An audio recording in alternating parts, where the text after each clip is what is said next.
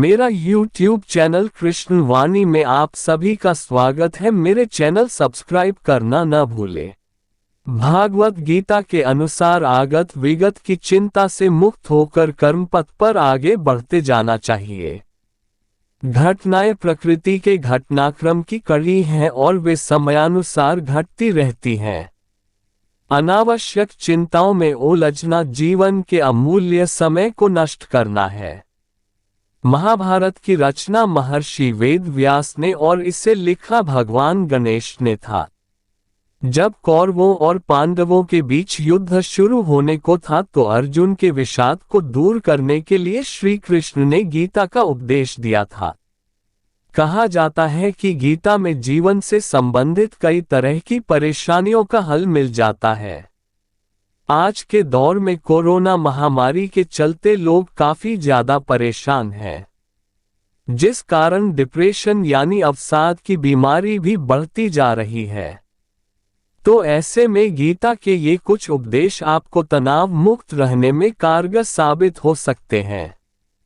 सलाह और विचार विमर्श तथा मार्गदर्शन भले ही सबसे लेते रहें, लेकिन निर्णय स्वयं की बुद्धि से लेना चाहिए। श्री कृष्ण ने अर्जुन को पूरा ज्ञान देने के बावजूद ये स्वतंत्रता दी थी कि वह स्वविवेक से निर्णय ले और कार्य करे। पराश्रित नहीं, स्वाश्रित होने का आह्वान कर व्यक्ति को स्वावलंबी एवं आत्मनिर्भर बनने का संदेश दिया है। तब 3 प्रकार के बताए गए हैं: शरीर, वाणी और मन। तीनों का उपयोग लोकहित में करना चाहिए। वाणी मनुष्य की सबसे अच्छी मित्र है। इससे व्यक्ति सारे संसार को अपना मित्र बना सकता है या शत्रु बना सकता है। अतः बोली की महत्ता, शब्दों का प्रभाव और वाणी को नियंत्रित और मर्यादित रखें। किसी भी संकल्प को पूरा करने के लिए मन का स्थिर और अचल होना आवश्यक है। उद्देश्य प्राप्ति के लिए हमें निरंतर प्रयासरत रहना चाहिए। मन को बार बार अन्य बिंदुओं से हटाकर अपने लक्ष्य पर केंद्रित करने की प्रक्रिया को दोहराते रहना चाहिए। इस प्रक्रिया का चमत्कारिक प्रभाव देखने को मिलता है और कार्य तल्लीनता से संपन्न होता है। इसलिए लक्ष्य के प्रति रुचि जागरूक करना चाहिए। आगत विगत की चिंता से मुक्त होकर कर्मपथ पर आगे बढ़ते जाना चाहिए। घटनाएं प्रकृति के घटनाक्रम की कड़ी हैं और वे समयानुसार घटती रहती हैं।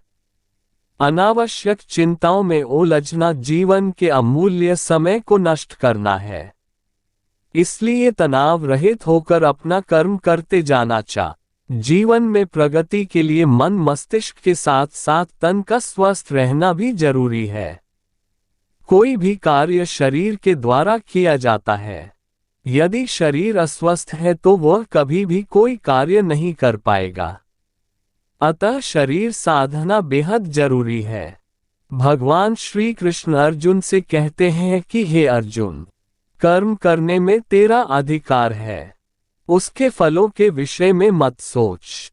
इसलिए तू कर्मों के फल का हेतु मत हो और कर्म न करने के विषय में भी तू आग्रह न कर सकता। सभी प्राणी प्रकृति के अधीन हैं और प्रकृति अपने अनुसार हर प्राणी से कर्म करवाती है और उसके परिणाम भी देती है।